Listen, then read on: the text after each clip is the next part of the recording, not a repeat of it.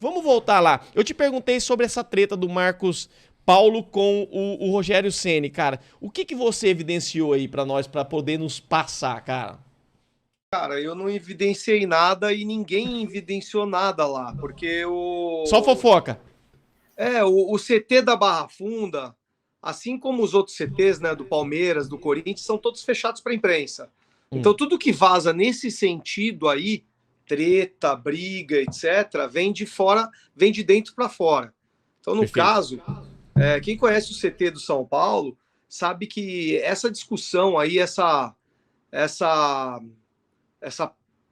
essa geral que o Rogério deu, né, no Marcos Paulo na frente de todo mundo, ninguém ia conseguir ouvir se estivesse lá. Mesmo se a gente estivesse na arquibancada lá do CT, que é onde ficam os jornalistas, né, ou então na sacada lá do... Não ia conseguir ouvir nada do que foi feito. Então isso aí veio de dentro para fora, né? Ou veio de algum jogador, ou de alguém do staff lá que não está querendo ordem na casa, né? Então é aquilo que eu falo.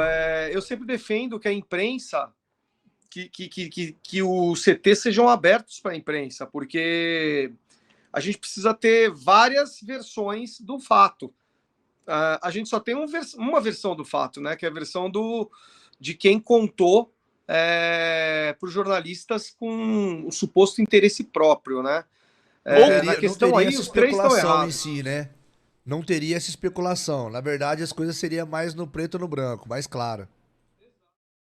Por exemplo, se tivesse acesso à imprensa, os CTs, a gente teria como formar uma melhor opinião, porque você pega todos os setoristas que estão lá dentro, eles, além deles cobrirem os treinos, não precisa cobrir o treino tático, tá? Isso é tudo bem, não pode, isso pode estar fechado. Mas treino físico e técnico pode deixar o jornalista, e depois o jornalista conversa com o treinador, com o jogador, com o diretor, e ele vai tendo uma melhor um melhor sentimento sobre o que está acontecendo no clube, né? Hoje em dia, a gente sabe muito coisa parcial. E ou a gente sabe, vindo da própria TV do São Paulo, né? Que é aquele Alice no País das Maravilhas, né? A gente sabe que aquilo ali é dirigido, né, por assessoria de imprensa, ou então a gente sabe por gente que quer tumultuar o ambiente, que tem interesse próprio aí. Então a gente não tem uma formação de opinião tão bem esclarecida. Nesse caso, eu acho que está todo mundo errado. Eu acho que o Marcos Paulo é o mais errado, né, de colocar um post nas redes sociais criticando o treinador, porque criticou sim, ele falou depois que foi um mal entendido, não foi, Ele não. falou que foi a letra Ali de foi. uma música, né? Mas ali é em direção ao Rogério, não tem, não tem. Sim, Você acha que ele ia claro. colocar uma foto dele em preto e branco com aquela frase lá sem ser direcionada para o Rogério, ainda mais depois de uma eliminação, né? Sim, Então tá sim. tudo errado. Ela casou muito bem com as críticas. Agora, Daniel, a gente falava aqui, a gente até falava de outros clubes e tal, dessa questão da condição financeira quebrada e tal. Eu vejo muito isso. O técnico vem, ele quer fazer o nome dele, e independente do que se o clube tá bem ou não financeiramente, ele faz a seleção de um monte de medalhões, um monte de cara que ele quer que traz, e o clube faz pra atender seus desejos, gasta uma grana que não tem, e assim, ele tá pouco se lixando pro clube, por quê? Porque daqui 2, 3 anos, ou um ano que seja, ele vai sair e a dívida fica pro clube. E aí quando você olha, por exemplo, o São Paulo, que a gente teve Tele Santana, que marcou história, depois a gente veio como sucessor o Muricy, a gente vê como terceiro sucessor, numa linhagem que não tem como fugir, o Rogério Ceni, que é um cara que, profissionalmente falando, independente do gênio dele, muita gente não gosta dele dentro e fora, mas profissionalmente falando, é um cara que tem uma identificação com o São Paulo gigantesca, é um cara que é super profissional e que, assim, ele quer que o bem do São Paulo de fato. Nós que somos torcedores acreditamos muito nisso. E ele entende a condição. Não é um cara passageiro, não é um cara que quer ficar 1 ano, 2 anos. Talvez fique só 1 ano, 2 anos, mas não é o que ele quer. É um cara que vem entendendo de fato como é que tá as finanças, como é que o São Paulo tá agora, como é que pode estar depois. Então, de acordo com as circunstâncias, ele aceita uma situação que ao olhar de torcedores, às vezes, que não analisa, e eu vejo que você tem um olhar muito crítico nisso, porque eu compactuo muito com os temas que você coloca no blog, eu gosto muito do jeito que você contextualiza, tanto na derrota como na vitória. O Rogério Ceni, cara, hoje, de longe, e me corrija se eu estiver errado, é a melhor opção para ser o técnico do São Paulo, de fato. Ou eu estou errado?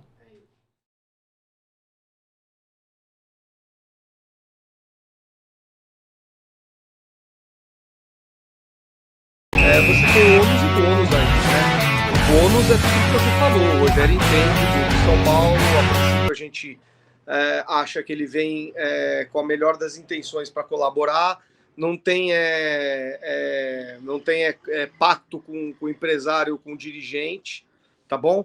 Só que você tem o ônus aí, que é um treinador que ele é uma pessoa muito difícil, assim como ele foi como jogador, tá? Isso eu falo porque eu tenho o Rogério tatuado no meu braço, tá bom?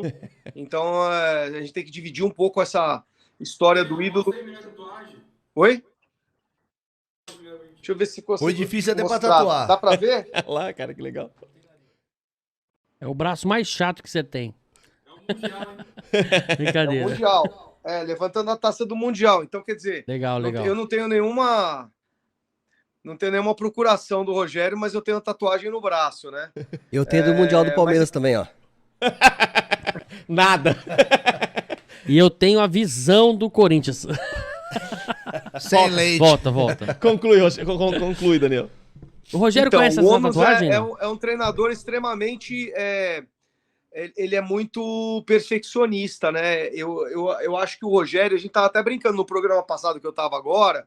O Rogério é aquele nosso professor de matemática do colégio, sabe? É um cara super estudioso, é um cara que a gente sabe que ele entende do que ele está fazendo, do que ele está falando, só que ele é chato, né? Para o grupo ele é chato, entendeu? Porque ele quer que todo mundo seja igual a ele. E, o grupo do São Paulo, pelo amor de Deus, tem muito torcedor que acha que esse grupo aí é nota 7. Esse grupo aí, ele é nota com todos... Ó, se pegasse todos os lesionados e curasse milagrosamente, é um grupo 6 com muito esforço, na minha opinião. Entendeu? É um grupo que está brigando no Campeonato Brasileiro para ficar entre o 13º e o 14º. Isso tá brigando com todo mundo para não cair. Essa é a grande verdade que a gente tem que falar para o São Paulino. Mais uma vez a gente vai estar... Por quê? Porque tudo vem de uma coisa muito simples. O São Paulo não tem dinheiro. É um clube que está falido por questões políticas, né? Que nem vou me alongar muito, né? Na história. Mas o fato é que o São Paulo hoje está à mercê de empresário. O empresário que quer colocar jogador do São Paulo é muito fácil, porque o clube deve para o empresário, e o empresário, como forma de pagamento, ele cede um jogador, aí parte vai para o empresário, aí eu já não sei mais, mas eu sei que é isso. O São Paulo, ele não tem independência total para contratar os seus jogadores. O São Paulo, ele vai apresentando jogadores que dá para o técnico Rogério, e o Rogério, ele meio que engole, sabe? Muitos deles ele engole. O Rogério contratou 3 ou 4 desses 7, 8 que vieram. É coisa do Rogério. O Rogério que foi atrás. Mas o resto são jogadores de nível nota 6, 5,5, entendeu? E ainda mais jogando com contusão, né, amigos? O São Paulo jogou o Campeonato Brasileiro praticamente com a zaga reserva, com os laterais reservas, sem centroavante, né? Meia já não tem, né? E a gente... Pra vocês que estão todo dia aí, deve ser uma tortura assistir isso, né? Pelo amor de Deus, é uma tortura. Para quem viu, pô, eu tô indo agora, semana que vem, eu tô indo pro Japão. Eu vou aproveitar, vou fazer um especial lá dos 30 anos de 93, que é um dos 3 títulos que a gente tem, que é menos comentado, né? Todos os títulos, óbvio, são bem comentados, mas como 93 foi muito colado com 92 e ainda teve 2005, que é mais recente na cabeça do torcedor, 93 é aquele menos comentado, mas é o título mundial que, na minha opinião, é o único dos 3 que o São Paulo foi para o Japão favorito. O time do Tele Santana ali era favorito em cima do Milan, lógico, deu jogo, né? mas era diferente do Barcelona, que o Barcelona era completo favorito. Em 93, todo mundo conhecia o tricolor do Tele Santana. Então, para mim, é muito complicado falar sobre um time de hoje, sabendo tudo que eu já vivi, né, com essa camisa do São Paulo, de torcedor, né, assistindo jogos, indo no estádio. É doloroso a gente ver um time desse e, pior, torcedor achando que esse time aí tem chance de ganhar campeonato. Não tem. Praticamente zero. Se jogar o Sul-Americana, se for para a Sul-Americana de novo, querendo ganhar, se for para a Copa do Brasil querendo ganhar, vai correr risco sério de cair no Campeonato Brasileiro. Não tem muito jeito. E aí você está me falando, o Rogério é culpa disso? Tem parte de culpa, sim, viu? Tem parte, sim. O sistema de jogo que ele quer colocar no São Paulo, que é o 4-2-3-1, que é o sistema com três, vamos dizer assim, três jogadores meio-campistas, né? Um em cada extremo e um no meio, e atrás do Caleri, jogando atrás do Caleri. Esse sistema só dá bem com o apoio dos laterais. Porque que não o meia, temos. ali naquele lado do campo, ele não tem com quem jogar se o lateral não subir. Para fazer um 2, para enfim, fazer uma jogada de profundidade, até mesmo para jogar na área, entendeu? E os laterais do São Paulo não sobem. Ó, quem é o lateral do São Paulo? Nós não temos laterais. Nós temos o Rafinha, que está machucado, que já não é um lateral faz tempo. Nós temos o Igor Vinícius, que está machucado. Nós seria temos o titular. Machucado. Nós temos o Orejuela. Nós temos o Natan, que a gente pegou para vender, daqui a pouco vai estar meio que prometido para a Europa. E nós estamos indo atrás de outro lateral direito. Nós não temos laterais. O Caio Paulista, que foi contratado, que é lateral, era atacante, foi lateral esquerdo, ele está jogando de lateral direito improvisado em alguns jogos. Isso é inconcebível num time como é o time do São Paulo. Fruto Daniel, de não ter. E eu vi, por exemplo, na montagem do elenco que você considera, assim, menos dos piores ali, que seria o que tem para montar um time, você colocou no gol o Felipe Alves, que também não é um goleiro que nós somos acostumados a ter no São Paulo, mas a gente tem Jandrei, Rafael, que tá como titular, e o Felipe Alves, que se juntar os três não dá uma perna do Rogério Ceni. A gente acostumou a ter Gilmar, Rinaldi, a gente acostumou a ter Zete, a gente acostumou a ter Rogério Ceni. Também é uma catástrofe. A nossa zaga, Alan Franco, veio pra ser o cara e assim, decepcionou vergonhosamente. E eu vi que a sua zaga seria Arboleda e Ferrarese. O Ferrarese, infelizmente, demora muito tempo pra voltar. A gente aposta que o Diego volte com alguma característica bacana, que também é bem complicado. O Arboleda ainda, as pessoas ficam toda hora colocando ele fora do São Paulo, e é o cara da lateral também. Então assim, não só os laterais é péssimo, de verdade. Quando a gente olha pra você falar lateral reserva, é reserva do reserva do reserva do reserva, né? Pra você olhar toda... porque você olha, por exemplo, o Igor Vinícius, do que a gente tem na lateral direita, era pra ser o titular, depois você vem o Moreira, mas tá machucado, o Orejuela, que não era nem pra estar no São Paulo, mas que salvou a gente em alguns momentos ali, e o Natan, que, poxa, coitado, cara, ele, no último lance que eu vi dele, ele parou a bola pro cara cruzar e fazer o gol contra a gente, é uma loucura, cara. Foi contra esse jogo, foi contra o Botafogo, né? Então, não, dá vontade de chorar. Os laterais do São Paulo não tem condição nenhuma, né? Lógico, tem muita gente machucada, mas, pra mim, eu como torcedor, é obrigação São Paulo passar do Água Santa, entendeu? Não tem... Explicação. Jogando em casa, obrigação, assim como era também do Corinthians ganhar do Ituano, sabe? Não tô falando que é só o São Paulo.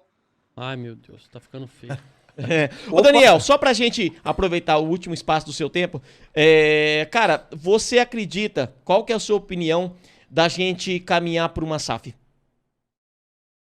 Não tem a mínima chance de caminhar por uma SAF nos próximos 5 anos.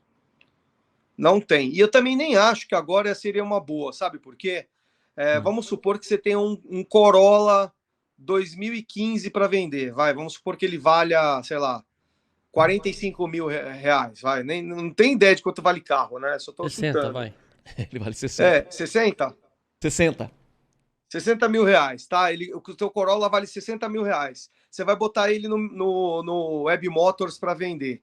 Só que você esquece de lavar ele. Então você vai tirar a foto dele, ele tá todo sujo de lama, com o pneu todo cheio de lama. Não vai valer 60 mil, entendeu? Por mais que na tabela valha, se você tira uma foto feia do teu carro, teu carro não vai valer aquilo que você está pedindo. É a mesma coisa do São Paulo agora. Não adianta o São Paulo querer ser SAF agora, com o valor de mercado dele muito baixo, entendeu? Fruto de gestões muito ruins. Então você precisa primeiro pôr a casa em ordem para depois você pensar num valor para o clube para ele poder ter a previsão de se colocar no mercado.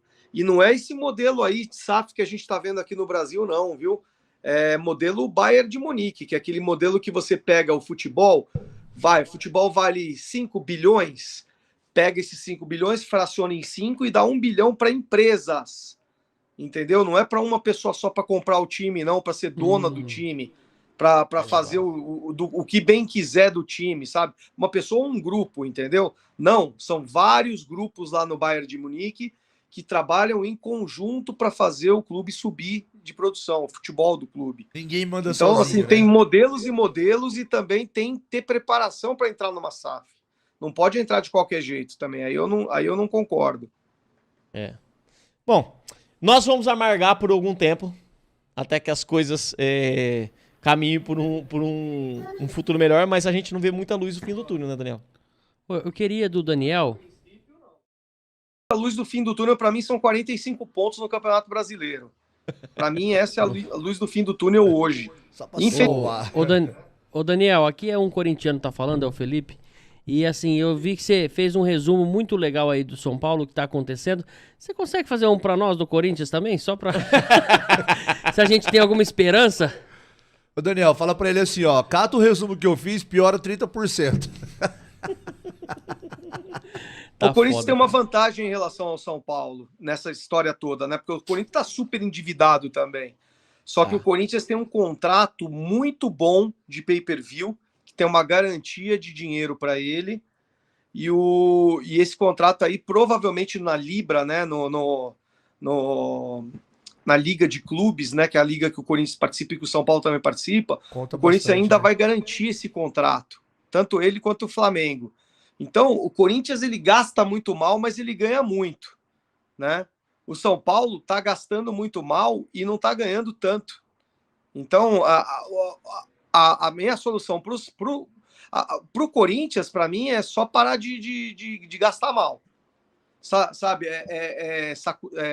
Sucatear a base, entregar tudo para empresário. Aparentemente, para mim, é o que eu vejo do Corinthians. E do São Paulo, o São Paulo precisa ter mais receita. Quando o São Paulo equilibrar a receita com a despesa, aí sim a gente pode pensar num time competitivo.